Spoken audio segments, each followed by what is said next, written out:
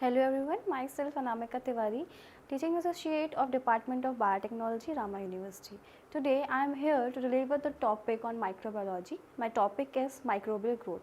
Microbial growth is the condition by which we check the microorganism requirements, their formulation requirements and their growth condition and identification. So, microbial growth refers to the identification of the microorganisms in cell number, not in cell size, because cell size of the microorganism is always in constant condition.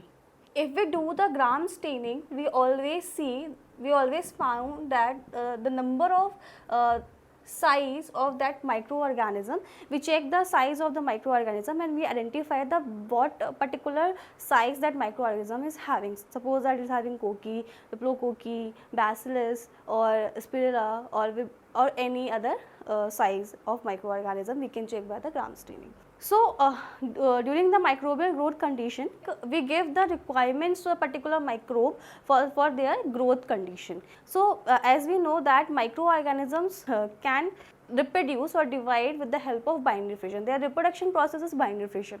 So, what is binary fission? Binary fission is the rapid and relatively fastest procedure, simple and fastest processes by which a bacteria divides and two daughter copies obtains, and that two daughter copies make their each two copies. That is known as the binary fission. So, binary fission is a very rapid and relative simple process for the reproduction of the microorganism. So, on the basis of the requirements for the growth of microbial condition requires elements, nutrients and some condition, physical and chemical condition. Physical condition tells the particular bacteria, particular microorganism at which temperature it can grow and what is the at which level of pH range that bacteria can be grow.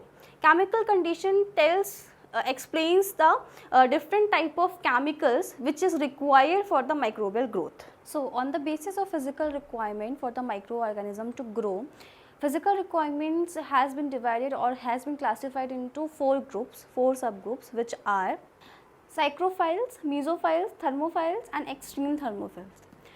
Psychrophiles bacteria are those bacteria which can grow in 0 degrees Celsius temperature, means which are cold loving bacteria that can grow in 0 degrees Celsius are known as psychrophiles. Next, mesophils are the middle loving bacteria, means they can grow in middle range of the temperature, which is 37 degrees Celsius or 25 to 40 degrees Celsius temperature, they can grow in that temperature. Thermophils are the heat loving bacteria which needs the optimum growth for the optimum growth temperature.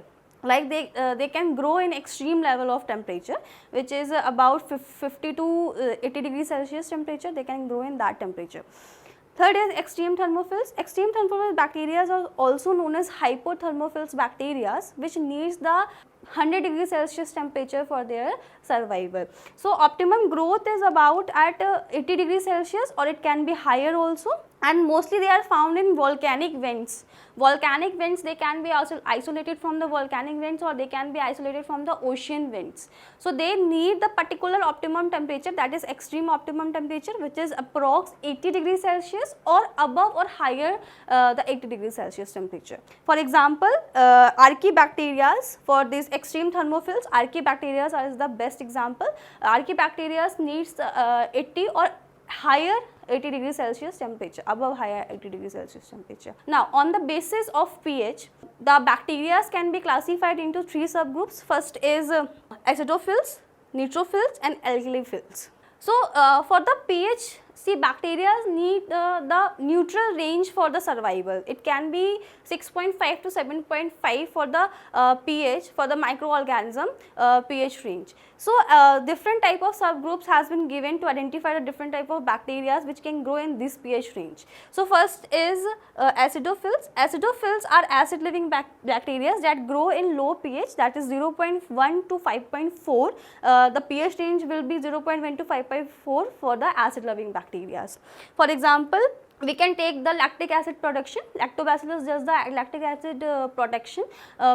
So, these bacteria, the lactic acid is produced by these bacteria at the range of 0.1 to 0.5.4 pH range. Second is neutrophils. Neutrophils are the human pathogens. We can take the human samples, human fecal samples, saliva samples, and we can take the isolate the bacteria from that sample, and we can take the bacteria to the pH range. So pH range is about 5.4 to 8.5, and that certain pH range the bacteria can be identified and isolated.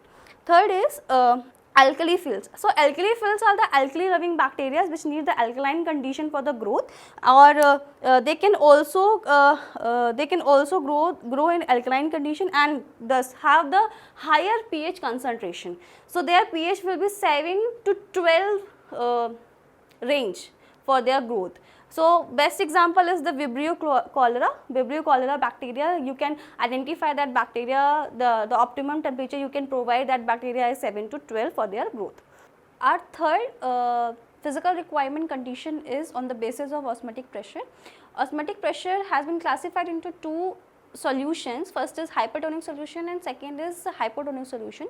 Hypertonic solution are the solution which have the solutes more and solvents less. If the bacteria has put into the hypertonic solution, so there will be the higher atmospheric pressure due to the solutes are more and solvents are less, and the bacterial cell will remove the water, and there will be the shrinkage of the cell membrane due to the hypertonic solution because of the higher atmospheric pressure.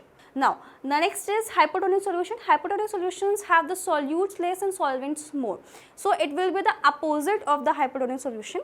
So the atmospheric pressure will be low, plus the cell wall will be the water will enter through the cell wall through the cell, and next is the swelling. So when the water is entering from the cell, so the cell wall will be swelled up because of the entering of the low atmospheric pressure of the solution. Next, second is the chemical requirements. We have seen the physical requirements. Chemical requirements requires a different type of chemicals for the growth of the microorganisms. Different type of chemical sources we can have. The particular chemical, particular element, a particular nutrient which is not present in the media, we provide the microorganism. We check that media. We provide that source from the different level.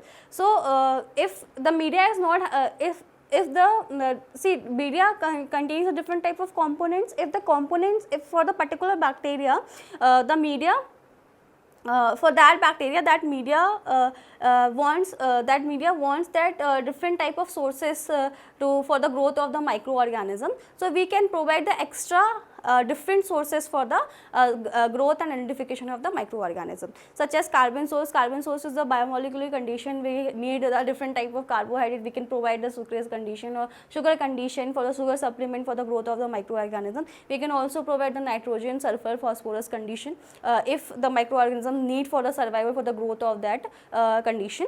Next is the other elements. Other elements used such as potassium, magnesium and calcium, by which we can help the growth of the microorganism, and we can identify the condition by how much amount, how much percentage, that how much concentration other elements wants for the growth of microorganism need for that growth condition.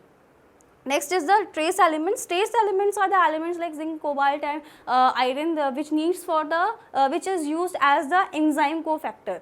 So for the identification of the different type of growth, we need the physical and chemical condition for the microbial condition, and to identify them we requires the different type of requirements for the microbial growth condition. That's all for today. Thank you so much.